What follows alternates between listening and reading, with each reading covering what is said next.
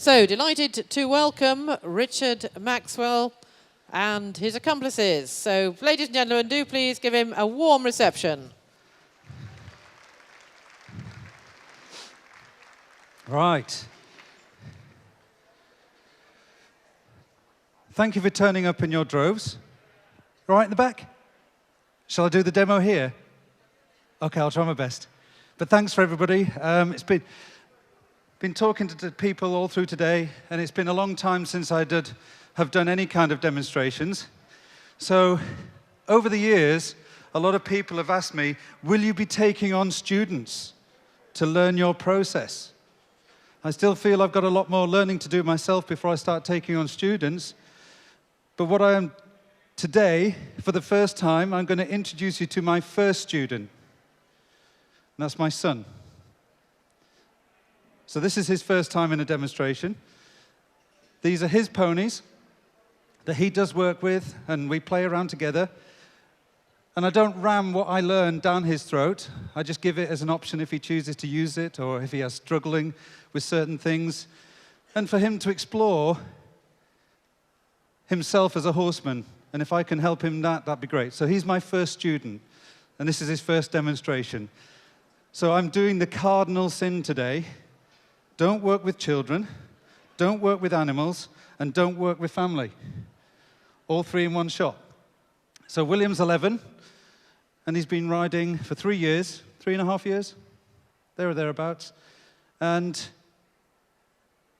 your aspirations, what do you want to be when you grow up? A show jumper, okay? And who like? Marcus Aining. Anybody heard of Marcus Aining? Well, that's who he wants to be like. So, the two ponies we have here is the little roan, the little Welsh. She's about 13 years old, and we've had her about a year, maybe a bit longer, and we got her as a very big problem pony. She was practically on death's door because she was going to be dealt with because she was bucking children off, and I didn't believe them. So we went along, and I said to William, have a little sit on her. I didn't get on her. I'm not mad. So he got on her. Walk and trot was fine. So a little walk and a trot around. I said, just put it into canter. Go on. You'll be fine. You know, people think bucks are actually bigger than they really are.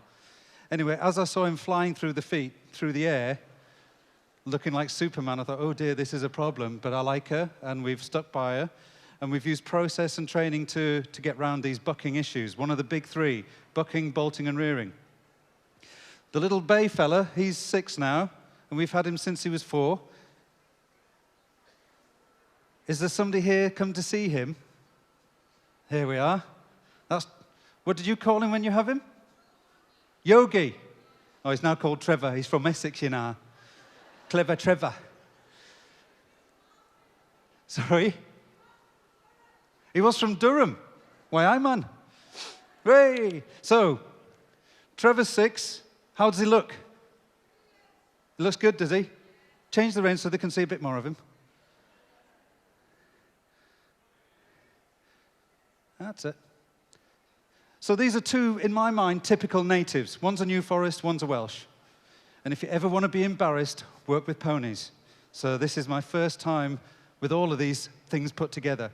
But what we're going to do is we brought them along so that you can ask me questions and I can hopefully answer with demonstrating with these two ponies. Hopefully. So here's a little thing we're going to talk about in desensitization. Who's got a horse that spooks? Who would like a horse that doesn't spook? Same people. It's one of the most frustrating things going, and also from frustration to dangerous. Now, if we can, you know, listen. Keep going. There you go. So if we can eradicate that high-end spook, the whip around and the run backwards and the flare up and lose control, that comes out visually as a physical thing. But it's all about the emotion. It's all about how worried and how stressed they get. So my thing is not to teach horses not to be frightened, it's to teach them how to deal with the emotion of fear. Because it's only right that they're frightened. They're a flight animal. If you take that flight away from them, you stop them being who they are. If you don't want a flight animal, ride a bicycle. They kind of do as they're told. They're kind of fairly predictable bicycles until the chain falls off. But otherwise, we're on the money. So Trevor's 6, Rosie's about 13. Rosie is about as tough. If she wasn't a pony, she'd be a gangster. And she'd be the head of it. She'd become some mobster. And we've worked through little things, so whatever we do today is not something that we've drilled. I've been away from home the last 2 or 3 weeks, and when I've been home, I've been too tired to do anything. So it's all been left to Junior here. So if it goes fantastically well, my name is Richard Maxwell, and if it's terrible, it's his fault. Here's William Maxwell. No. So what we're going to do is, somebody's been asking me questions. We did an article in Your Horse about mounting. And somebody asked me earlier on about mounting. So we're going to cover mounting. Have a little trot on and warm up, just so they can get used to it. How many people ride and lead their horses?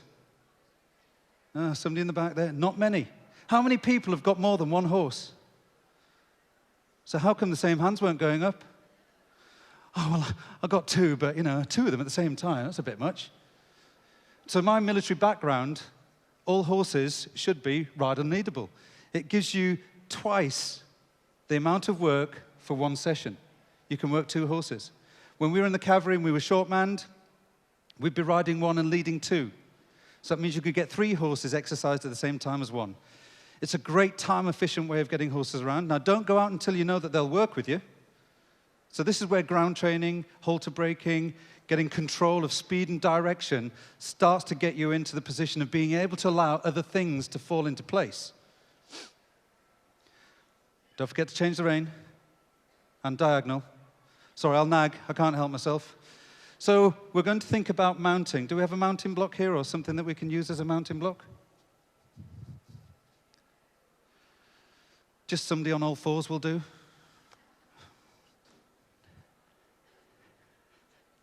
Yeah. So thinking of the concept, see, when I'm thinking of the concept of the horse. I'll go for another round then. The concept of the horse is it's a creature that's looking for comfort.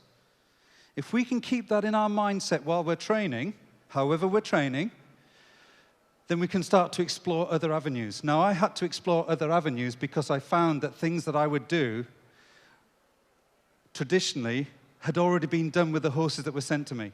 So I had to start to think outside the box a little bit. Also, I want control and ease of control. I want it to be simple. Simple for me. I'm a man at the end of the day.